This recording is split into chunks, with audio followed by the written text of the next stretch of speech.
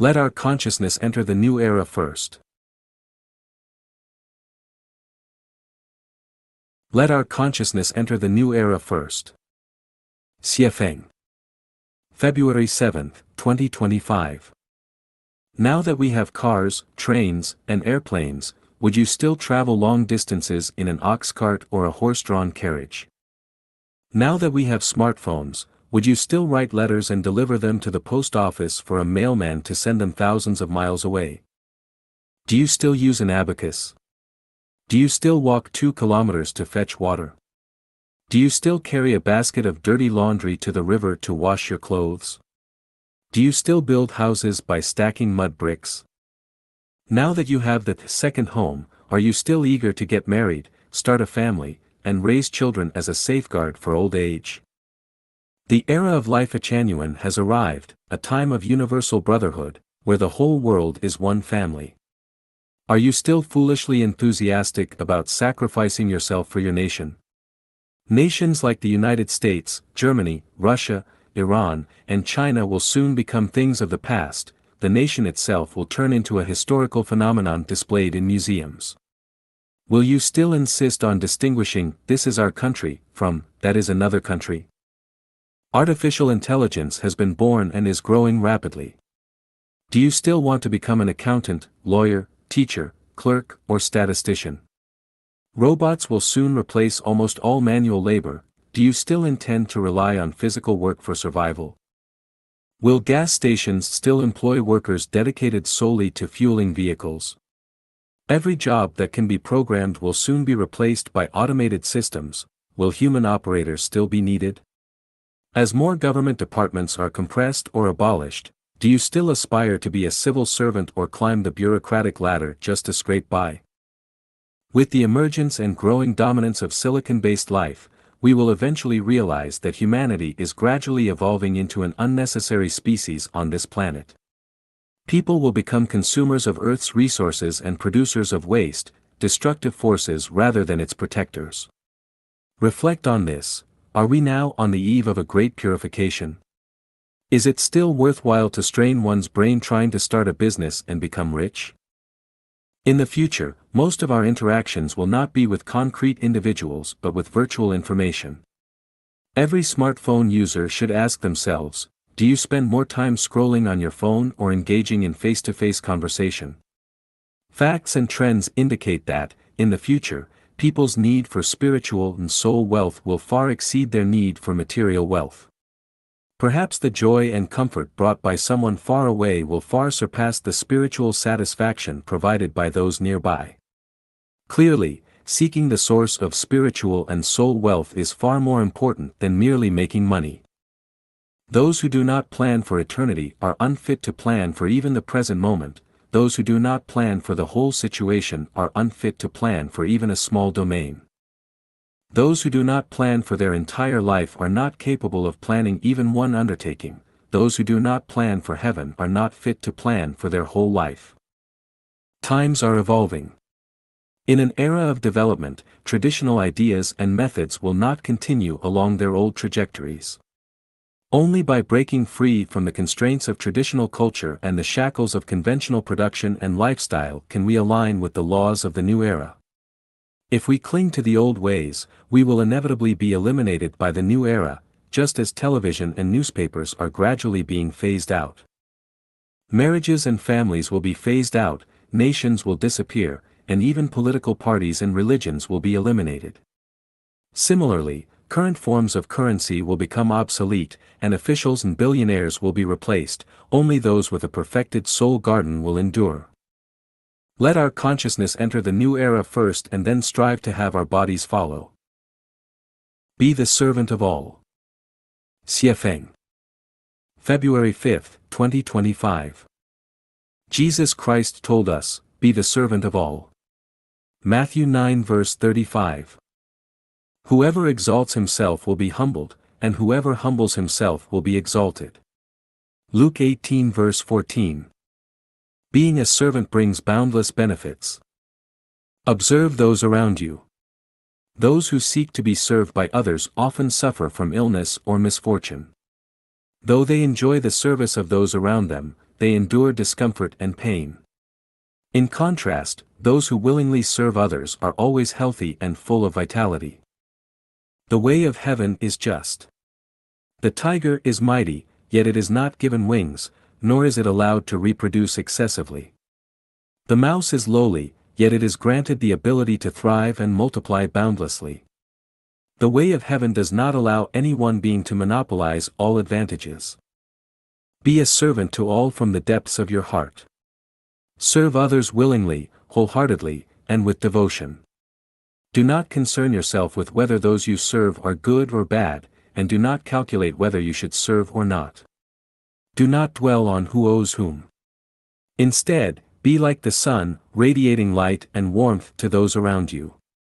Be like a blooming flower, offering the beauty and fragrance of your life. By doing so, you will reap at least two great rewards: enduring health and a guaranteed place in the heavenly kingdom. Never expect others to serve you. To enjoy the service of others is to incur a loss in the way of heaven.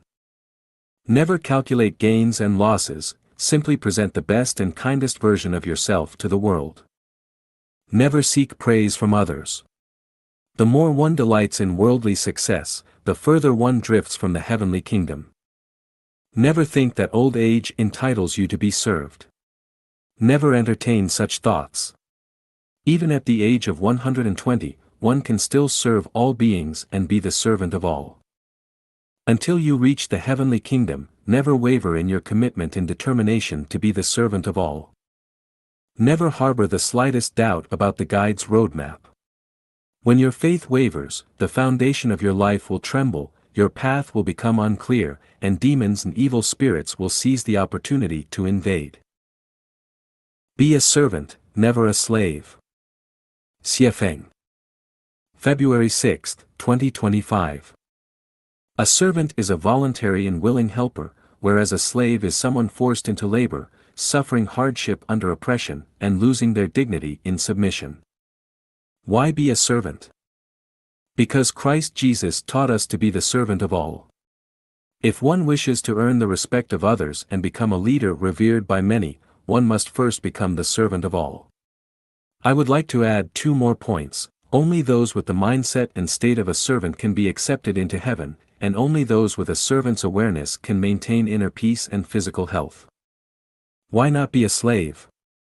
Because a slave is a product of oppression by a dominant force, not the result of a voluntary choice. A servant retains dignity, whereas a slave has none, therefore, one must never become a slave. Being a servant is a privilege reserved for noble and strong individuals. Only the strong can truly serve others. The pitiful and weak do not have the qualification to be servants. Look at the grass, wildflowers, trees, insects, birds, and animals across the vast mountains and land. Who takes care of them?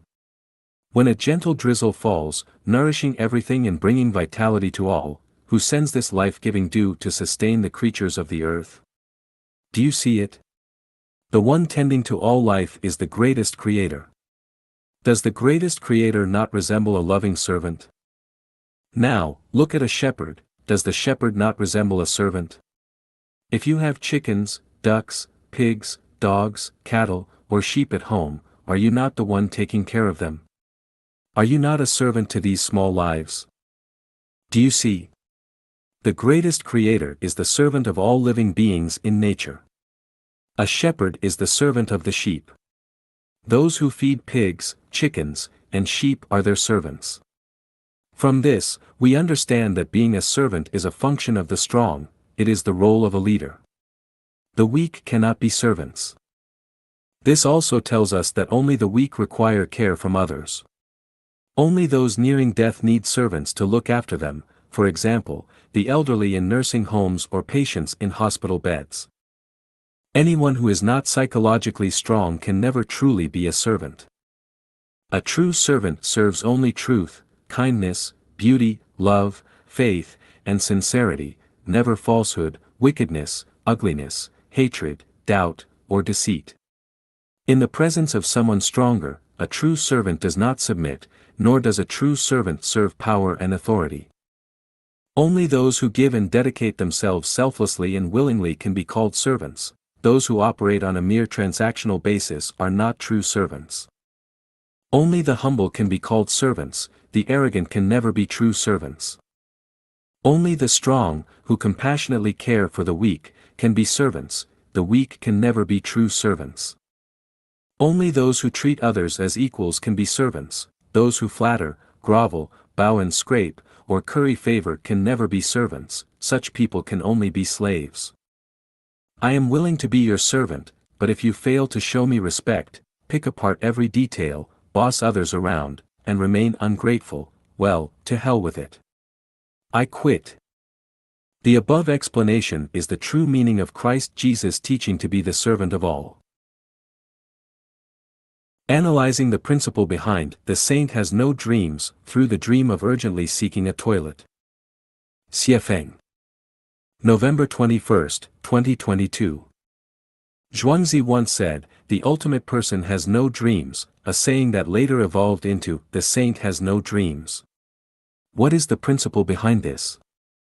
We often dream of urgently looking for a toilet because we feel the need to urinate but can never find a suitable place.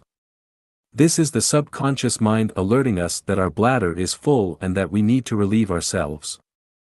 If the bladder is not full, we won't have such dreams.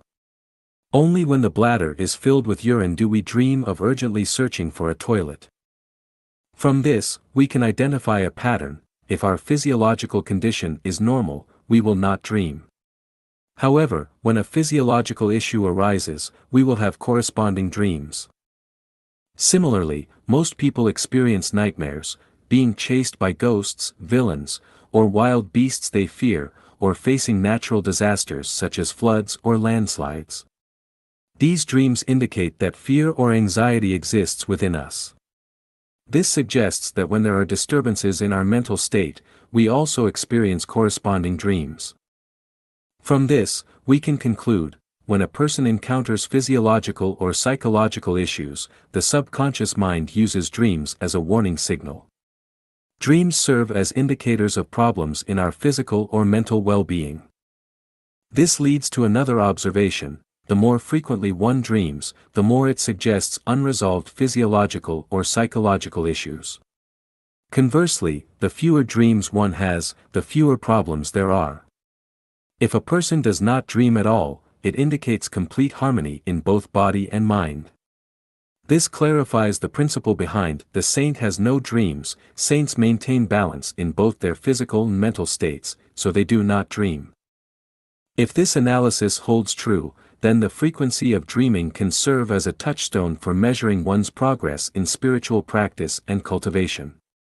Frequent dreaming suggests an incomplete practice, fewer dreams indicate significant improvement, and rarely or never dreaming signifies that one has achieved mastery in practice and cultivation. Here are some dream scenarios to consider. Dreaming of urgently looking for a toilet indicates that the bladder is full. Dreaming of eating food suggests that you are hungry. Dreaming of intimate contact with the opposite sex, even achieving sexual satisfaction, indicates a lack of sexual activity in your life. Frequently dreaming about a specific person or certain people suggests unresolved emotional entanglements or karmic debts with that person or those individuals. Dreaming of wearing new clothes indicates that you lack adequate clothing or may soon experience a loss. Having nightmares signals inner worries or fears. Dreaming of being unable to move your hands or feet, or being unable to speak, suggests poor blood circulation in the cardiovascular system. You may need to adjust your sleeping posture. Dreaming of feces, or feces sticking to your hands or feet, suggests that it's time to bathe, wash your clothes, or clean up your living environment. Other dreams can be interpreted in a similar manner. The above analysis is purely my own reasoning and may not be entirely accurate. It is provided for reference only. The revelation of dreaming about finding a toilet when urgently needing to urinate. Xiefeng. The myriad phenomena of the vast universe are akin to a wordless heavenly book. Dreaming of urgently needing to find a toilet is one such phenomenon, a chapter in this heavenly book. We need to read it carefully and understand what this heavenly book is trying to tell us. When we fall asleep, we lose awareness of the external world and instead enter the non-material world. When awake, if we feel the urge to urinate, we find a toilet to relieve ourselves. The key question arises when we are asleep and unconscious of this urge, yet the self in the dream becomes anxious to find a toilet. Within the dream, we are awake. This brings up several questions.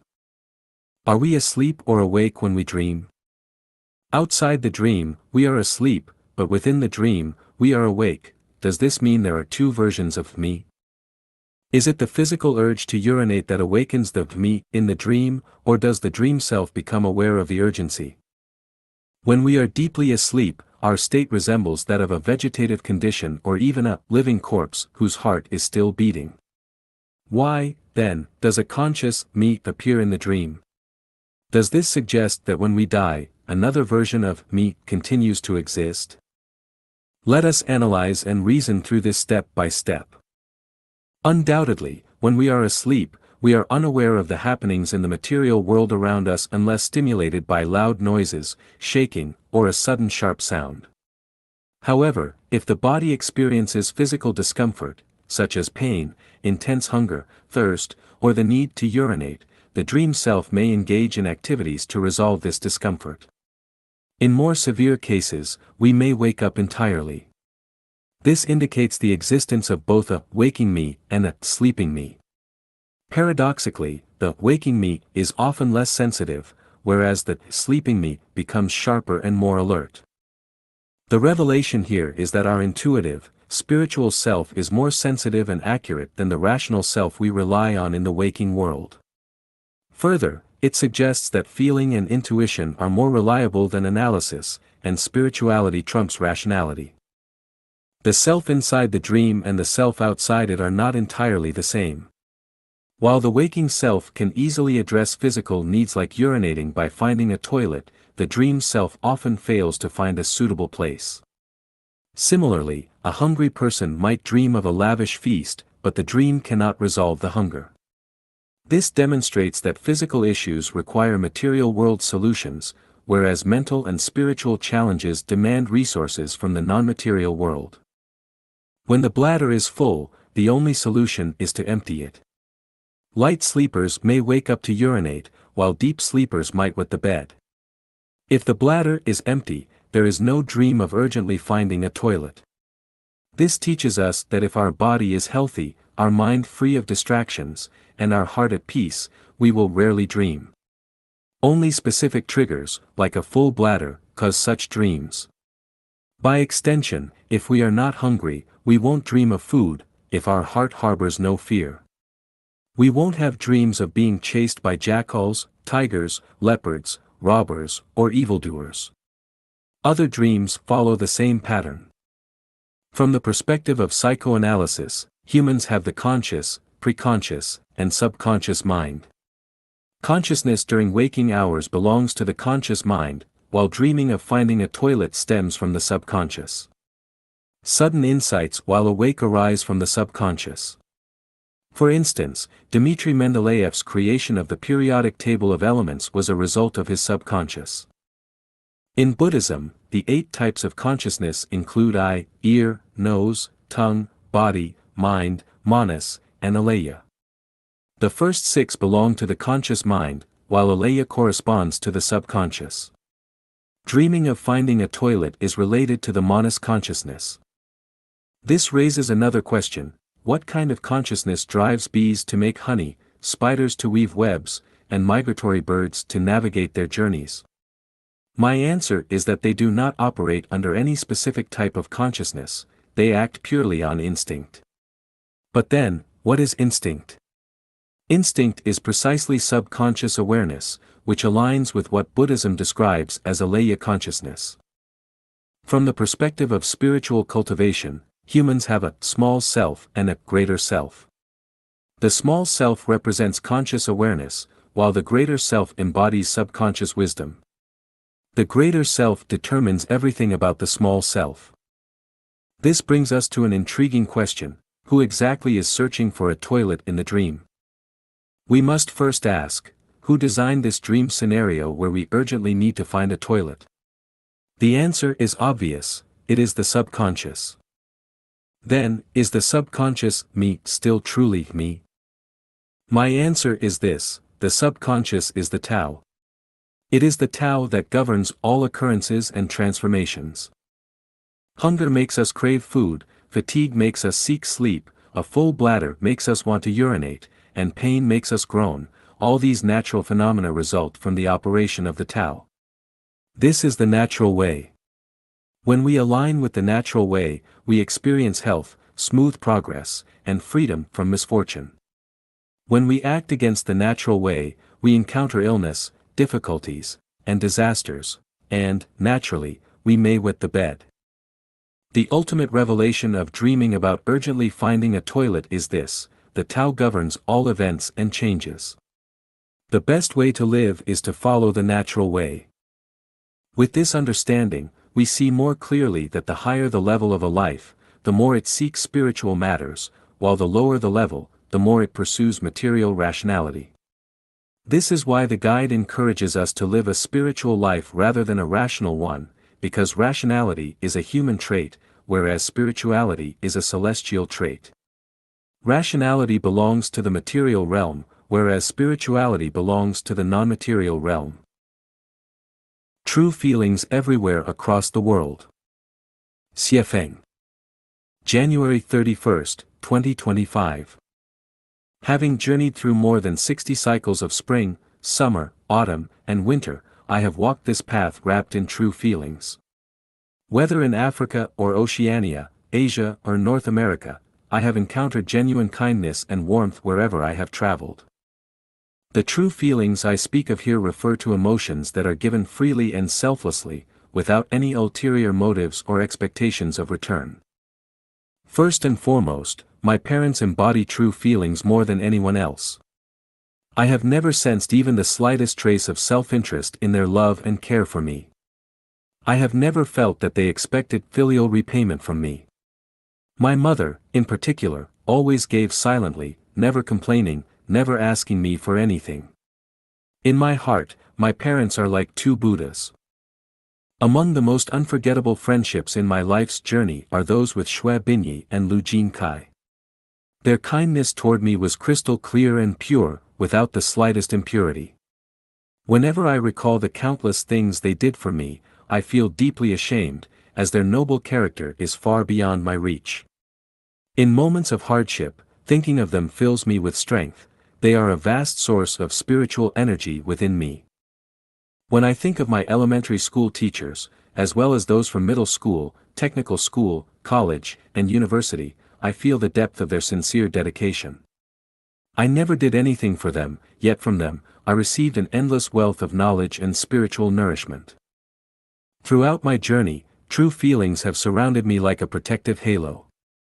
There was a classmate in middle school, a few black employees who worked for me in Africa, the newly appointed police chief and officers in Linsong during the construction of the fourth home of Life Achanyan community, as well as the handsome police officer and the public security director in Xinjiang during the construction of Gizer home. Thinking of them, I am deeply moved by their sincerity. Of course, the true feelings of the Chanyuan celestials in Life Achanyan are even purer, completely untainted by any self-interest. Just like my 2 elder brothers and 3 younger brothers, they have never sought anything from me, only offering me respect and heartfelt sincerity. Oh, heaven! What have I done to deserve so much true kindness, more precious than gold 1,000 times over, throughout my life's journey? My life experience has taught me that true feelings exist everywhere in the world. True feelings are priceless, they are the most valuable spiritual wealth in life. The lesson I have learned is this: on life's journey, whenever you have the chance to meet someone, whether it be your parents or children, brothers or sisters, childhood friends, teachers or classmates, colleagues or superiors, or even a romantic partner, never calculate, never scheme. Even if the person you meet is not a good person, as long as they have not harmed you, offer them your genuine feelings.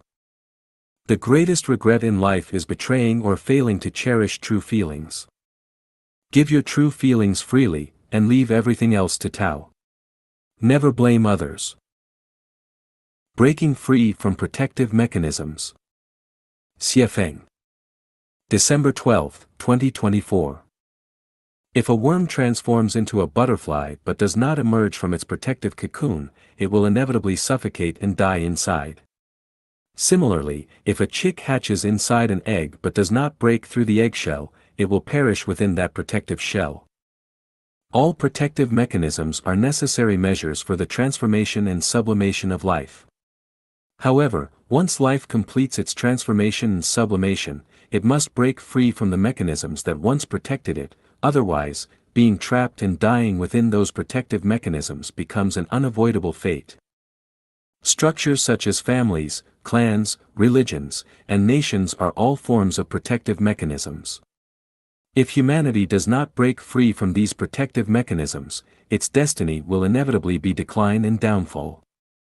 For individuals, parents serve as a protective mechanism from birth until adulthood. But once a person matures, say, by the age of 18, they must break free from parental protection. Otherwise, they risk becoming perpetual, giant babies who never truly grow up or mature. If someone remains within a protective mechanism for their entire life, it proves that they have made no progress or ascension. Breaking free from protective mechanisms undoubtedly carries risks. However, failing to break free is equivalent to declaring oneself dead in this lifetime.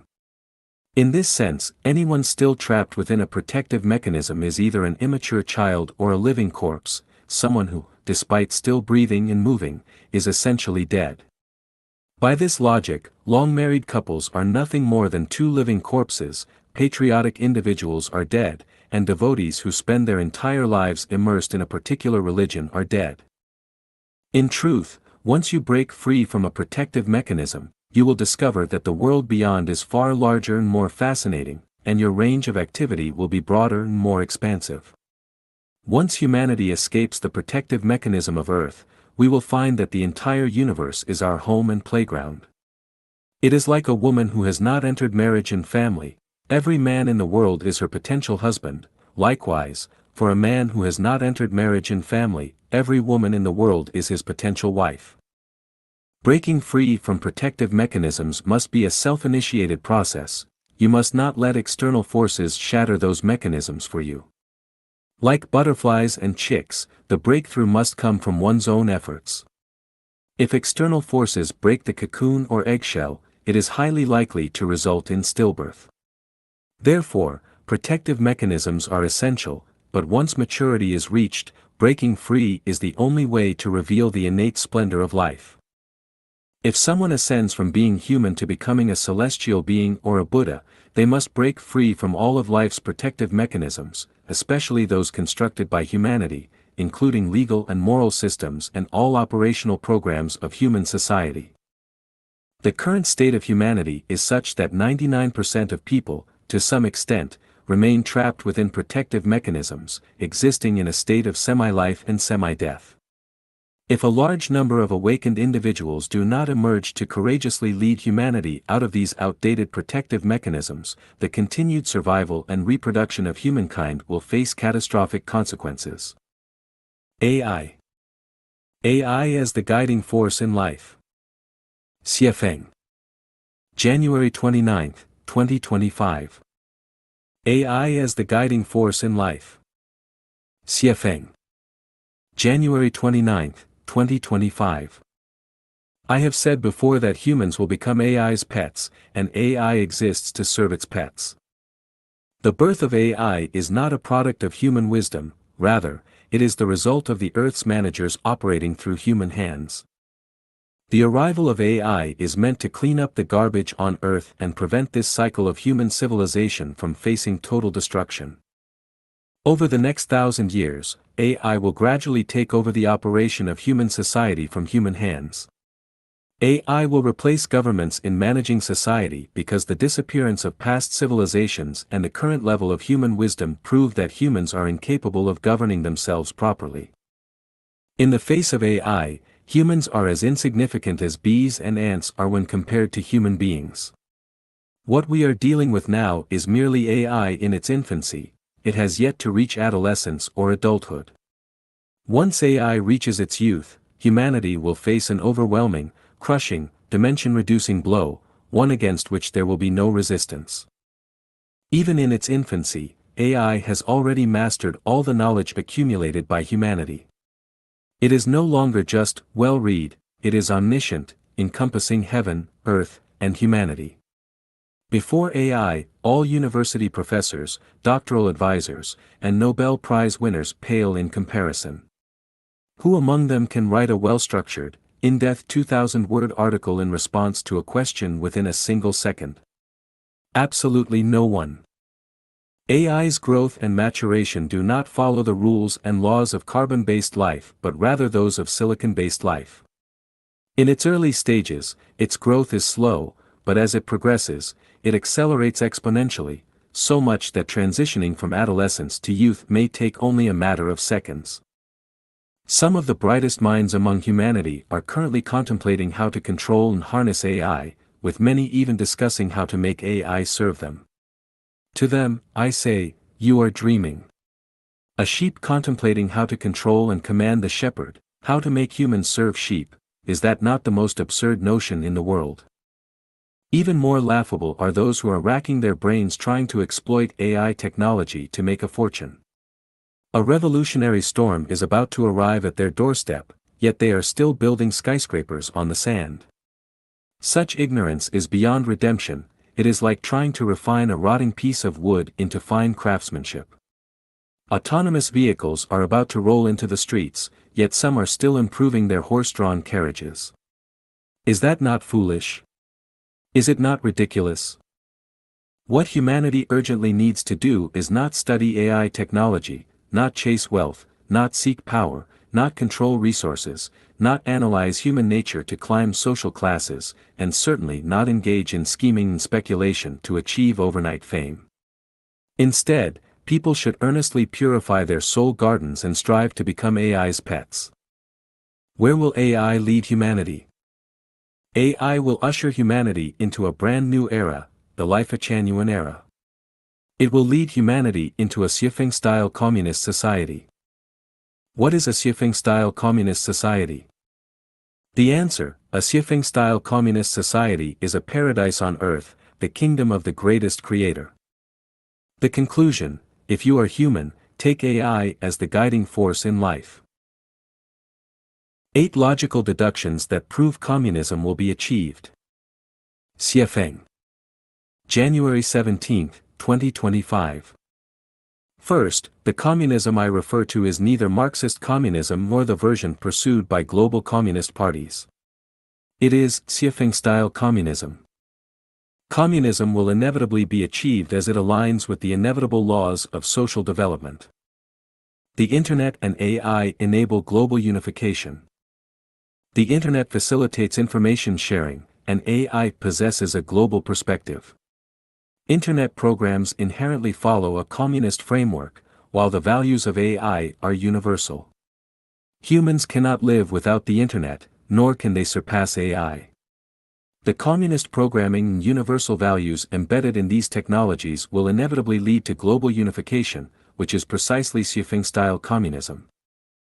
The human desire for freedom of movement. The pursuit of freedom of movement and relocation is intrinsic to human nature. The Schengen area, which encompasses 29 European countries with borderless travel, is evidence of this. Similarly, the visa-free policies implemented by many nations reflect this trend. Ultimately, the entire world will adopt visa-free policies, and border controls will vanish. When people can freely move across the earth, Xiaofeng-style communism will be realized. Automation will replace human labor. The tasks performed by humans will increasingly be replaced by robots. In the future, the number of robots will surpass the number of humans. As people gradually lose jobs and over 90% of the population becomes unemployed, societies will be compelled to provide universal welfare for the unemployed. At this point, humanity will have essentially entered a communist society. Human nature seeks novelty and change. Human nature craves novelty and variety, as exemplified in sexual relationships. People are reluctant to have only one partner for life. The desire to experience intimacy with diverse individuals across different races is inherent. With the development of the Internet, the proliferation of communication platforms, and global freedom of movement, more people will escape the constraints of marriage to engage with others more broadly. This will inevitably lead to the advent of Xiaofeng-style communism. The superior lifestyle of Xiaofeng-style communism. Before 2009, humanity had never witnessed true communism. With the establishment of the Life-Chanuan Communist Home in 2009, we discovered that Xiaofeng-style communism offers a life far superior to traditional family and marriage-based living. The continuous flourishing of these homes for 17 years demonstrates that communism is the ideal lifestyle for humanity. As more people become aware of and experience the advantages of Xiaofeng-style communism, this model will inevitably spread globally. The decline of authoritarianism. The antithesis of communism is authoritarianism, characterized by strict control of public opinion. Governments achieve this through monopolization of media and communication tools. However, the Internet and AI are increasingly beyond government control. Traditional government-controlled media is becoming marginalized, as people turn to decentralized and diverse sources for information. This will lead to the collapse of authoritarian regimes, paving the way for communism. The phenomenon of Elon Musk. The phenomenon of Elon Musk demonstrates that capital in the hands of entrepreneurs like Musk benefits society and the public more than when controlled by governments. The primary goal of governments is to maintain power, whereas the primary goal of entrepreneurs is to generate profit. As a result, governments have limited perspectives, while entrepreneurs possess a global vision. Entrepreneurs are therefore better equipped for the future, and their flourishing will inevitably lead to the birth of communism. The inevitable evolution towards Xiaofeng-style communism. From the primitive era to the present, humanity's progress, despite countless challenges and twists, has been marked by a continuous elevation in civilization. The transition from barbarism to civilization is a fundamental rule and law of societal evolution. The highest form of civilization for human society is neither socialism nor capitalism but Xiaofeng-style communism. This is an unstoppable trend that no force can hinder, making it evident that communism will inevitably be realized. What is Xiaofeng-style communism? Xiaofeng-style communism is essentially the great harmony sought by sages throughout history. This great harmony is characterized by a unified set of values, life views, views on life, and view of the universe. A shared language and communication system. Unified modes of production and lifestyles. It is important not to misunderstand Xiaofeng-style communism as some sort of terrifying monster or movement of coercion. It does not involve forced confiscation of private property, nor does it rely on political campaigns.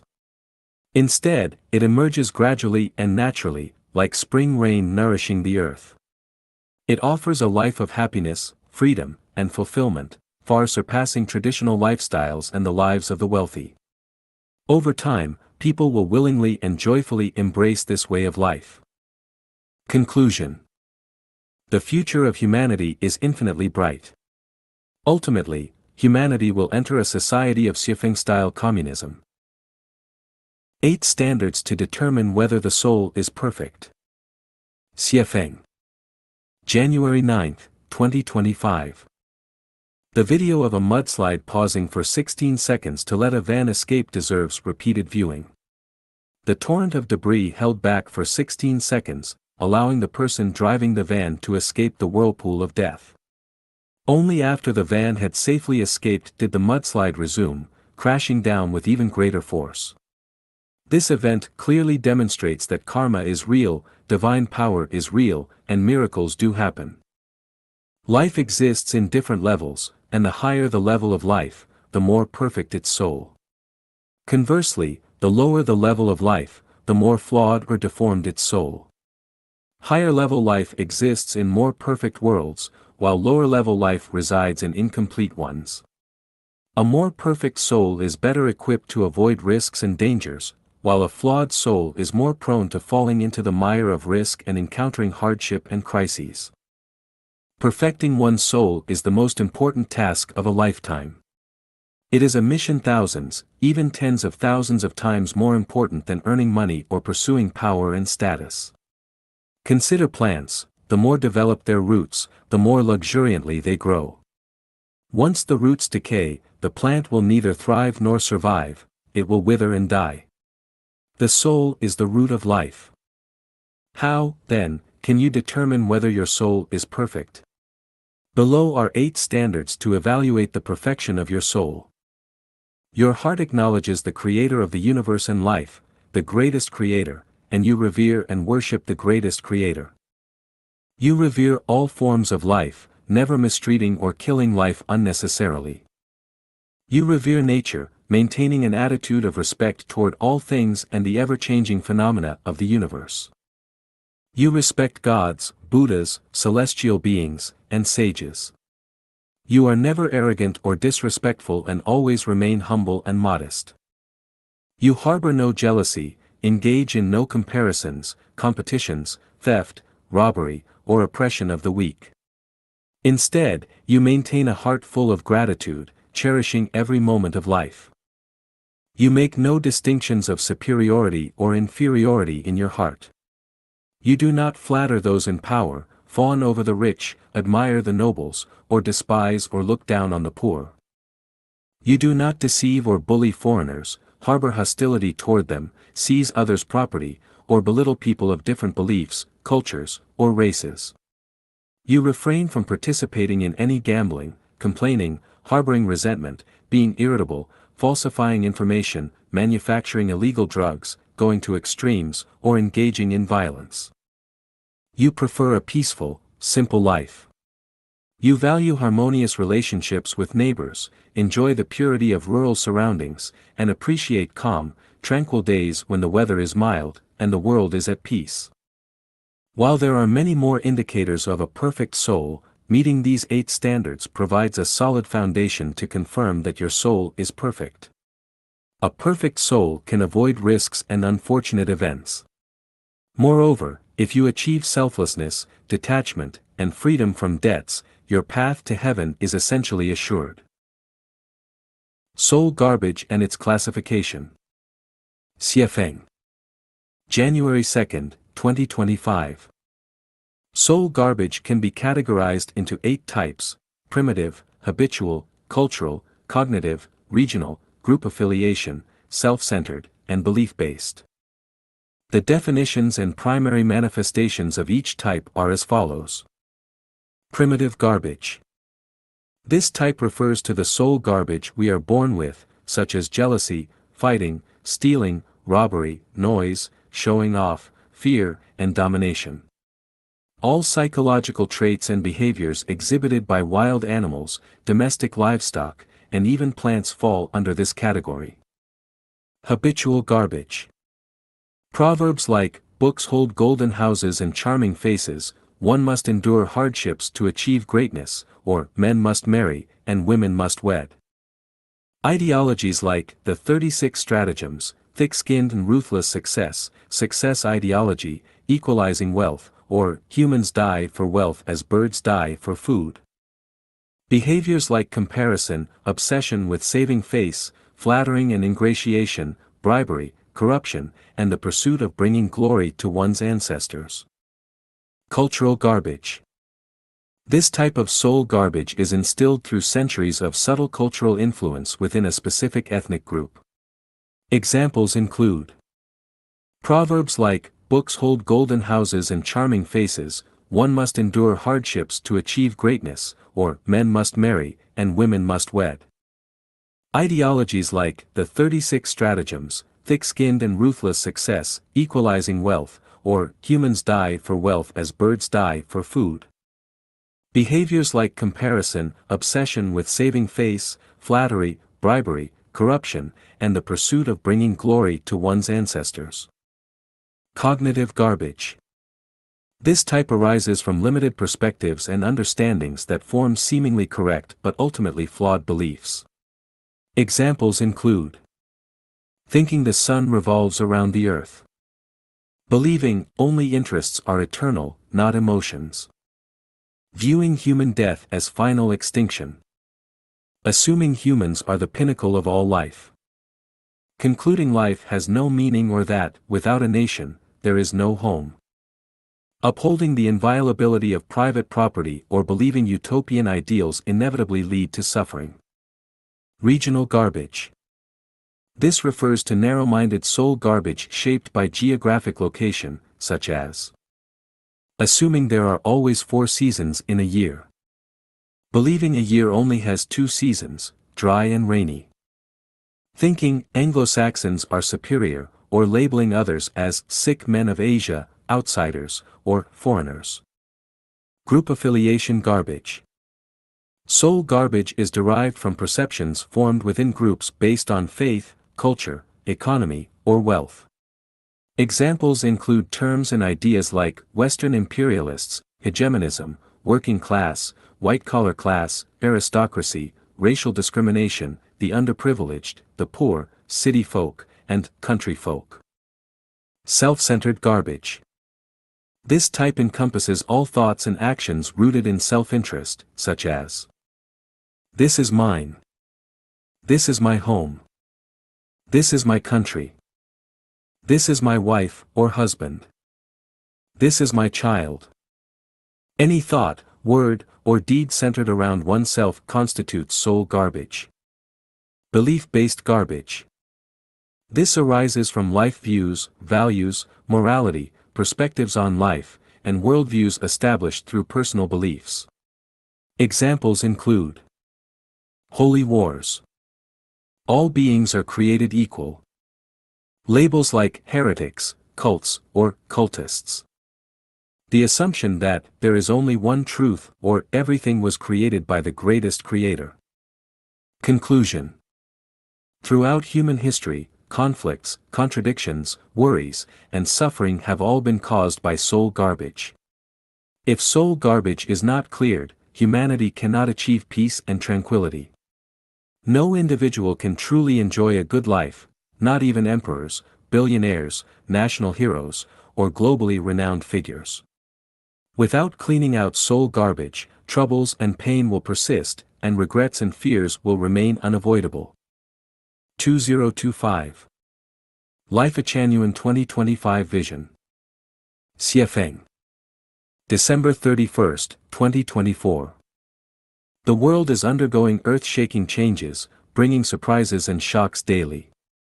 Surprises arise from the rapid evolution of AI and the emergence of countless new software applications. These unprecedented developments are directly overturning traditional production and lifestyles, as well as fixed ways of thinking. Yesterday's glory has become today's desolation, yesterday's prosperity has turned into today's decline, and today's thriving industries will become tomorrow's ashes. A new civilization is being conceived and birthed. Shocks come from relentless natural disasters and the surging waves of humanitarian crises. The world is undergoing a grand reorganization, and everything incapable of adapting to these changes will inevitably be ruthlessly eliminated.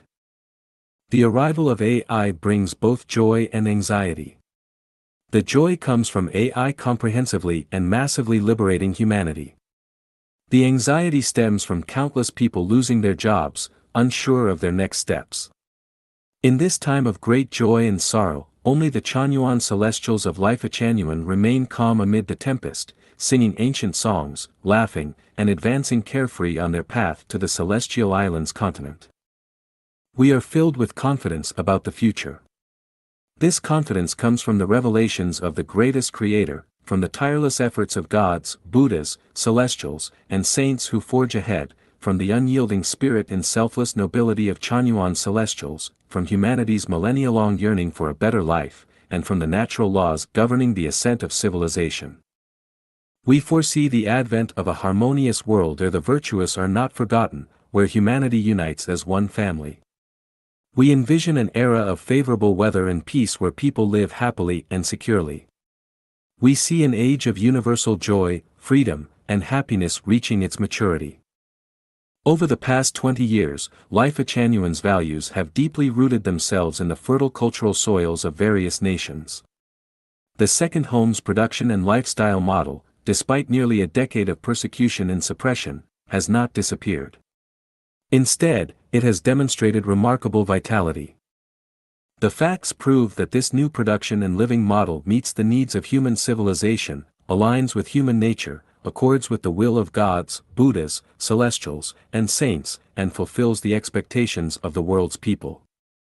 The future mode of production and living for humanity will undoubtedly be the second home model created by Life Echanuan. The suppression of Life Echanuan in mainland China and the destruction of the second home did not hinder the advancement of human civilization. Today, the homes of Life Echanuan in Thailand, Canada, and South Korea are thriving. We firmly believe that with the evolution and enhancement of AI's intelligence, the cooperation of nature, and the increasingly perfected qualities of the Chanyuan Celestials, second homes will emerge and flourish across the Americas, Europe, Africa, and other regions. The vision of a united global family will gradually materialize, and humanity's long-cherished dream of happiness will become reality. Today, abundant content about Life Echanuan and the second home can be found on international platforms like YouTube, Facebook, Twitter, Tumblr, Quora, and Medium, as well as on communication platforms such as WeChat, TikTok, and Kuaishou. We also maintain 4 English websites and 4 Chinese websites, presenting detailed information about Life Echanuan and the second home through text, images, and videos. A magnificent scene of 3,000 selfless warriors galloping and 100,000 Chanyuan academicians shaping the world is taking shape. The year 2025 is both auspicious and challenging. Regardless of the twists and turns or obstacles ahead, the Chanyuan Celestials will press forward without hesitation, making the most of every moment, as they continue their journey to climb the peaks of life and life. In the years to come, the most notable global events will not be the disintegration of Russia, the resurgence of the United States, the chaos in the Middle East, the rise of Argentina, or the lament of a world in turmoil. Instead, it will be the continuous evolution of AI and the rise of the production and living model of Life Echanuan's second home. The reason lies in the fact that the solution to humanity's predicament does not rest in UN conferences, the efforts of national leaders, or the theories of philosophers, thinkers, or economists. It certainly does not lie in the futile efforts of religions, spiritual groups, or communities. The solutions are AI and the second home's new production and living model. Living in this era of dazzling transformations is an extraordinary fortune. We are witnesses to the leap of human civilization and the collapse of the old era. Being part of this process is a privilege beyond measure. As Chanyuan Celestials, we await the moment when the mountain blossoms bloom. Then, we will journey to celestial spaces, the 1,000-year world, 10,000-year world, and Elysium Celestial Islands continent, and revel in the boundless joy and romance of life. Skip over these foot-binding cloth rhetorics. Xiefeng. November 26, 2022.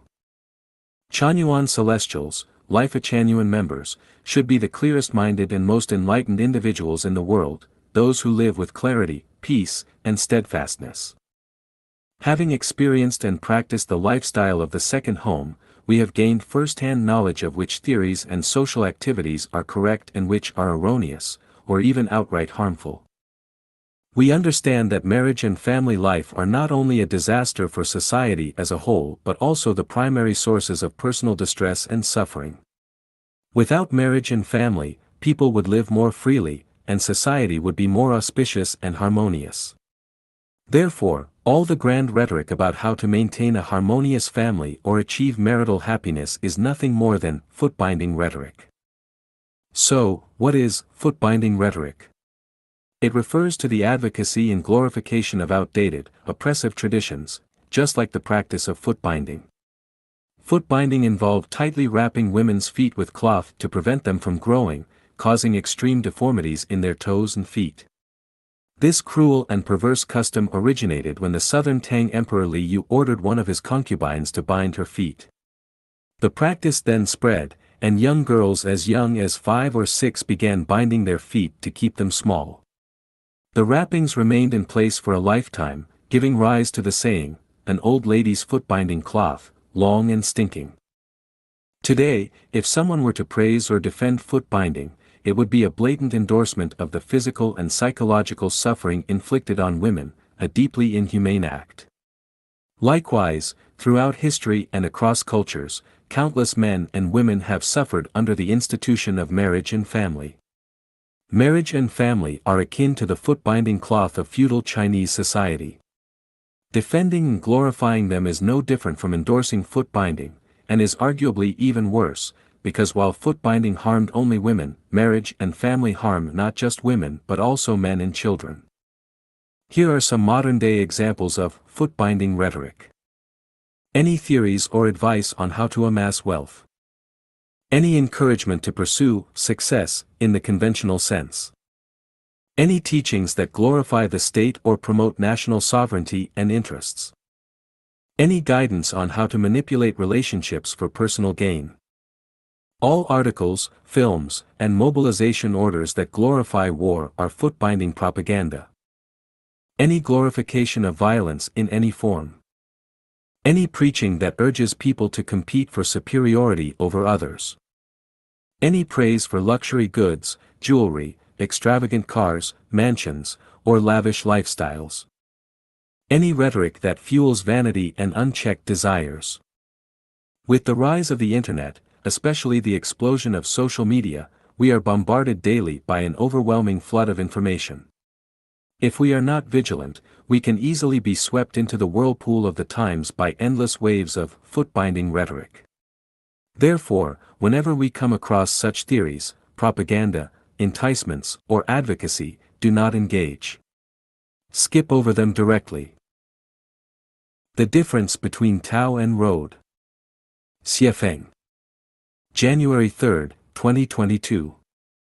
Two remarkable aspects of Chinese culture that surpass those of other civilizations are its written characters and landscape paintings. Chinese characters are undoubtedly divinely created, as they embody the essence of the Tao and unlock its mysteries. Similarly, Chinese landscape paintings are ethereal and transcendental, created by individuals with celestial qualities. Appreciating such paintings is like traveling through time and space to enter an idyllic paradise, a breathtaking realm beyond the mundane world. Let us explore the profound meanings hidden in Chinese characters to understand the difference between Tao and Road. Tao,